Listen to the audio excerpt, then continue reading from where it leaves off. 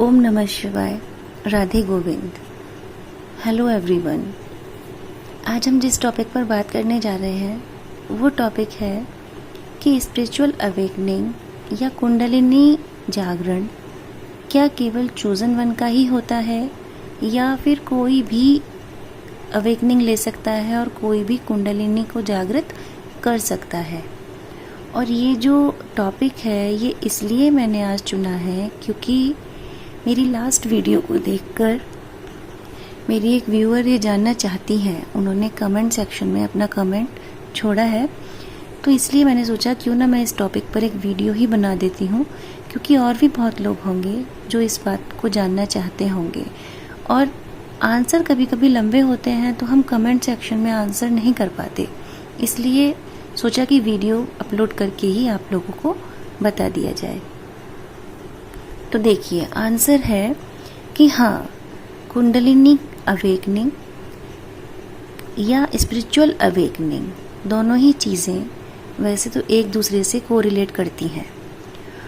और क्योंकि अगर आपकी स्पिरिचुअल अवेकनिंग होनी शुरू हुई है तो जाहिर सी बात है कि आप कुंडलिनी जागरण के प्रोसेस में भी हैं, क्योंकि जब तक कुंडलिनी जागृत नहीं होगी आपका अवेकन होना शुरू नहीं हो पाएगा। राइट? तो हाँ, ये बात सही है कि स्पिरिचुअल अवेकनिंग और कुंडलिनी का जागरण उन्हीं लोगों का होता है जो चोजन वन होते हैं। स्पिरिचुअल अवेकनिंग लेने का एक समय निर्धारित होता है कि जब आप उस समय पर पहुंचेंगे, और आपकी साधना का भी एक लेवल होता है कि जब आपकी साधना एक लेवल पर पहुंच जाती है तब आप चोजन वन में काउंट होते हैं। अब बात आती है साधना की। तो साधना केवल वही नहीं जो आपने इस जन्म में की है। अगर इस जन्म में आपकी कुंडलिनी का जागरण होना तय है तो इस जन्म में आपकी परीक्षाएं भी बहुत होंगी, और न जाने पिछले कितने जन्मों से आप साधना करते हुए आ रहे थे, तब जाके आपका साधना का परिणाम इस जन्म में निकला। और आपकी कुंडलिनी को इसलिए जागृत कराया जा रहा है कि उसका एक उद्देश्य है। उद्देश्य सबके अलग अलग होते हैं, ठीक है। जैसे कुछ आत्माओं का उद्देश्य केवल मोक्ष की और ईश्वर की प्राप्ति होता है, कि उन्हें केवल मोक्ष प्राप्त करना होता है और ईश्वर की प्राप्ति करनी होती है। वो अपने इस जन्म में अपने सारे कर्मों का हिसाब किताब चुकता करके वापस अपने परम धाम चले जाएंगे। कुछ आत्माएं ऐसी होती हैं, वैसे तो ये दिव्य आत्माएं कही जाएंगी क्योंकि इनका स्वरूप दिव्य हो चुका होता है। इन्होंने इतनी साधना कर ली होती है कि ये स्वयं दिव्य आत्मा में परिवर्तित हो चुकी होती हैं, तभी इनके अंदर माँ की जागृति होती है। तो कुछ आत्माएं इसलिए यहाँ पर भेजी जाती हैं कि अब आपकी अवेकनिंग होगी, आपके अंदर शक्ति का जागरण होगा और आपको एक उद्देश्य देकर यहाँ भेजा जा रहा है। वो उद्देश्य जाकर आपको वहाँ पर पूरा करना होगा। वो उद्देश्य ही सोल पर्पस कहलाता है, जिसे हम कहते हैं ना कि हमें जानना है कि आखिर हमारी आत्मा का उद्देश्य क्या है, हमारा सोल पर्पस क्या है, सोल मिशन क्या है, हम यहाँ क्यों आए हैं। एक जो चोजन वन होते हैं ना, उनकी जीवन में बहुत ज्यादा संघर्ष होते हैं, और एक समय पर पहुंचकर जब उनकी परीक्षाओं का अंत होने वाला होता है तब उनकी अंतरात्मा से एक आवाज आने लगती है कि मैं कौन हूँ, मैं यहाँ क्यों हूँ, मेरे जीवन का क्या उद्देश्य है, मैं यहाँ कुछ तो करने आया हूँ। राइट? और जिन लोगों के जीवन में जितना संघर्ष होता है उतना ही उस लेवल का उनका सोल पर्पस होता है। मान लीजिए कि कुछ लोगों की कुंडलिनी बहुत आसानी से जाग जाती है, उनकी परीक्षाएं बहुत कम होती हैं, तो उनका जो उद्देश्य होता है वो उसी लेवल का होता है, उनको एक उसी स्तर का कार्य करके यहाँ से जाना होता है। लेकिन कुछ लोग ऐसे हैं जिनका जब से जीवन शुरू हुआ, जीवन शुरू होने के कुछ साल बाद ही, 2 साल, 4 साल, 6 साल बाद ही उन्होंने जीवन में कठिनाइयां देखनी शुरू कर दी, और जिस एज पर जाकर उन्होंने अपनी अवेकनिंग ली, उस एज तक उनका जीवन केवल संघर्ष से ही घिरा रहा। तो ऐसी जो आत्माएं होती हैं, उनका जो सोल पर्पस होता है वो कुछ अलग होता है, बड़ा होता है। जितनी कड़ी परीक्षा उतना ही बड़ा उद्देश्य, राइट। तो कहने का तात्पर्य है कि जिन लोगों की कुंडलिनी जागृत होती है या जो स्पिरिचुअल अवेकनिंग को लेते हैं, हाँ, वो लोग चूजन वन होते हैं, पहले से चुने गए होते हैं। उनके जीवन में ये सब घटित होगा, ये सब निर्धारित होता है, होना तय होता है। पर इस बात का पता उन्हें तभी चलता है जब वो अवेकनिंग के प्रोसेस में आते हैं, जब वो जानते हैं कि हम इस प्रोसेस में हैं, तब उनको इस बात का रियलाइजेशन होना शुरू होता है। उससे पहले उन्हें कुछ नहीं पता होता है, क्योंकि उससे पहले तो वो परीक्षाओं से जूझ रहे होते हैं, चैलेंजेस इतने उनकी लाइफ में होते हैं, उनको फेस कर रहे होते हैं, बहुत सारी कठिनाइयों का सामना करके बड़ी मुश्किल से आगे अपने जीवन को खींच कर ला रहे होते हैं। धीरे धीरे करके अपनी हर चुनौती से अपने लेसन सीखते हुए आ रहे होते हैं।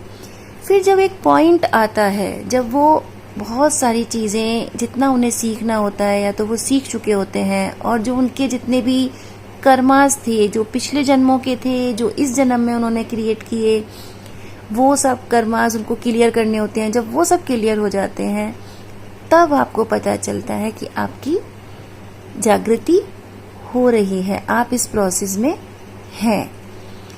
तो जो बचा हुआ कुछ होता है वो इन प्रोसेस कंप्लीट करा दिया जाता है। जब आप अवेकनिंग ले लेते हैं, उसके बाद आपका प्यूरिफिकेशन शुरू होता है आपकी सोल का। क्यों? क्योंकि बहुत सारी चीजें आपने इस जन्म में आके भी अपने अंदर समाहित कर ली होती हैं, और वो बहुत कुछ निगेटिव होता है। क्योंकि ऑलमोस्ट इतनी परेशानियां झेल कर जब आते हैं तो हम डिप्रेस हो चुके होते हैं, डिप्रेशन में जा चुकी होती है हमारी सोल एक तरीके से, और हम इतने थक चुके होते हैं कि हताशा, निराशा हमें घेर चुकी होती है। तो इन सारी चीजों का, और जितने भी लोग हमने अपने आसपास इकट्ठे कर लिए होते हैं, जितनी भी चीजें हमने अपने आसपास इकट्ठी कर ली होती हैं, वो सारी चीजें, बहुत उनमें कुछ पॉजिटिव होता है तो बहुत कुछ निगेटिव होता है, हमारे थॉट्स। फिर इन सारी चीजों का हमारी सोल का प्यूरिफिकेशन शुरू होता है जब हम इस प्रोसेस में स्टेप इन करते हैं। और आप इस प्रोसेस में अगर हैं, वाकई में हैं, तो आपके सामने इस तरीके की चीजें, कुंडलिनी जागरण से रिलेटेड चीजें आपके सामने अचानक से पॉपअप होने लगेंगी। चाहे वो सोशल मीडिया के माध्यम से या फिर किसी और माध्यम से, जिस भी माध्यम में आप जुड़े हुए हैं। अगर आप किसी ग्रुप में हैं तो उस ग्रुप में ऐसी चर्चा होनी शुरू हो जाएगी, या फिर आप ऐसे लोगों से मिलने शुरू हो जाएंगे। रिलीजियस प्लेस पे कहीं आप मान लीजिए गए, वहां पर किसी ने आपसे इस बात को लेकर चर्चा कर दी। कहने का तात्पर्य है कि अभी तक आपको पता नहीं है कि आपकी कुंडलिनी जागृत होने लगी है या होने वाली है, लेकिन आपके सामने ऐसी चीजें आनी शुरू हो जाएंगी। क्यों? क्योंकि प्रकृति आपको बताने लगती है कि अब आपका जीवन बदलने वाला है, अब आपके जीवन में ये सब कुछ होने वाला है। जबकि आपने कभी वो चीज सर्च नहीं की होगी, आपने खुद से कभी उस टॉपिक के बारे में ना तो कभी पहले जाना होगा, ना कभी पहले सुना होगा, लेकिन अचानक से वो चीजें, वो जानकारियां जब आपके सामने आने लगेंगी, इसका मतलब है कि अब आप उस प्रोसेस में कदम रखने वाले हैं। और ये चीजें आपके सामने इसलिए घटित होती हैं कि आप अपना ध्यान रखें, अपने ऊपर ध्यान दें, अपने चीजों को, अपने जीवन को सुधारें और उस तरफ योगदान दें जिससे कि कुंडलिनी का जागरण आसानी से हो सके। कहने का तात्पर्य है कि ये सब कुछ ईश्वर के द्वारा घटित होता है, स्वयं ईश्वर कराते हैं आपके जीवन में। किसी भी व्यक्ति की अगर कुंडलिनी जागृत होती है तो सिर्फ और सिर्फ ईश्वर की कृपा से, गुरु कृपा से होती है। गुरु भी आपको तभी प्राप्त होंगे जब ईश्वर कृपा करेंगे, और जब गुरु कृपा करते हैं तो फिर वो आपको ईश्वर से मिलाते हैं। ये एक ऐसा प्रोसेस है जिसे आप, अगर आपका समय अभी नहीं आया है तो आप चाह करके भी इस प्रोसेस में नहीं आ सकते। ये लोगों में बहुत गलत भ्रांति पैदा हो गई है कि हम कुंडलिनी अपनी जागृत कर लेंगे या कोई भी जागृत कर लेगा। नहीं, ये इतनी हल्की फुल्की चीज नहीं है। ये माँ शक्ति है, स्वयं माँ आदि शक्ति, माँ स्वरूपा, जो आपके भीतर मौजूद तो है। ये हर व्यक्ति के भीतर मौजूद है, लेकिन जागृत केवल तभी होंगी जब आपकी साधना का स्तर उस लेवल तक पहुंच चुका होगा। और ये साधना एक जन्म की नहीं होती है, ये साधना न जाने कितने जन्मों की होती है। आप कब से साधना करते हुए आ रहे हैं, राइट? या फिर आप स्वयं ईश्वर का अंश हैं। तो लोग बाग अगर छेड़छाड़ भी करते हैं, कोशिश करते हैं, तो अगर थोड़ा बहुत जागृत भी होती है ना, तो वो भी उन्हीं लोगों की जागृत होती है जिनकी जागृत होनी होती है। और वो क्योंकि परेशानियों का सामना करने लगते हैं उसके बाद, क्योंकि उनके पास अभी गुरु नहीं मिले होते उनको। तो ये सब कुछ तय होता है कि अगर आपने छेड़छाड़ भी की और आपकी जागृत भी हुई लेकिन गलत दिशा में चली गई, क्योंकि आपके पास गुरु नहीं है, तो कुंडलिनी पॉजिटिव वे में भी काम करती है और कुंडलिनी निगेटिव वे में भी काम करती है। अगर आप गुरु के मार्गदर्शन में हैं तो आप सकारात्मक दिशा पकड़ लेंगे, लेकिन अगर आप अभी गुरु की दृष्टि में नहीं हैं तो जाहिर सी बात है आपको पता ही नहीं है कि आपको करना क्या है। तो आप जैसा जीवन जी रहे हैं वैसा जीते रहेंगे और उसमें आप गलतियां करते रहेंगे, आपको परेशानी होती रहेगी। तो ये भी एक प्रकार की आपकी सजा ही है कि आपको इस तरह से, इस माध्यम से सजा मिलेगी किसी न किसी तरीके से, राइट? फिर हो सकता है कि भविष्य में आपको जब आपकी समय आए तो आपको भी गुरु मिले और आप भी आगे बढ़ो। लेकिन ये बात सत्य है कि कुंडलिनी जागरण होगा तभी जब ईश्वर चाहेंगे। ये हर किसी व्यक्ति की जागृत नहीं होती सबके भीतर है, लेकिन सुप्त अवस्था में होती है। तो सभी जब अब सभी लोग अगर कोशिश करेंगे अपनी साधना को बढ़ाने की, साधना कई तरीके की होती है, कोई किसी तरीके की करता है, कोई किसी तरीके की करता है। और देखिए, साधना तो केवल अगर आप ईश्वर से प्रेम भी करते हैं ना, तो वो भी साधना है और बहुत बड़ी साधना है। तो केवल और केवल प्रेम मात्र से भी आप ईश्वर की प्राप्ति कर सकते हैं, राइट? और ये जागृति होती भी सोल पर्पस के लिए है। जिन लोगों को सोल पर्पस देके इस भूमि पर भेजा गया है, धरा पर भेजा गया है, तो उन्हें यहाँ आकर अपना एक उद्देश्य पूरा करना होता है। इसीलिए, और वो उद्देश्य जब उनके अंदर माँ शक्ति जागती है तो माँ शक्ति उन्हें मार्गदर्शन देती है और स्वयं माँ शक्ति के अधीन होकर ही वो जो दिव्य आत्मा है वो कार्य करती है। तो कहने का तात्पर्य है कि शरीर तो उस व्यक्ति का कार्य कर रहा है, लेकिन जो कार्य कराने वाले हैं वो ईश्वर ही होते हैं। इसीलिए वो उस व्यक्ति के भीतर जागृत होते हैं और फिर वही उस व्यक्ति को अपना बालक समझ के, अपना माध्यम बना के इस धरा पर कार्य करते हैं। तो मुझे लगता है कि मैंने आपको कम शब्दों में बहुत अच्छे से समझा दिया है कि कुंडलिनी शक्ति के साथ छेड़छाड़ नहीं करनी है किसी को भी। और अगर आपको पता भी चल जाता है कि आपकी अवेकनिंग हो रही है, आप इस प्रोसेस में हैं, तो भी आपको अपने दिमाग में ये नहीं लाना है कि हमें कुंडलिनी शक्ति का जागरण करना है, क्योंकि ये स्वतः होता है, ये अपने आप घटित होता है। और जितना मुझे अनुभव है, आपको पता भी तब चलेगा जब ये घटित होने वाला होगा या हो चुका होगा।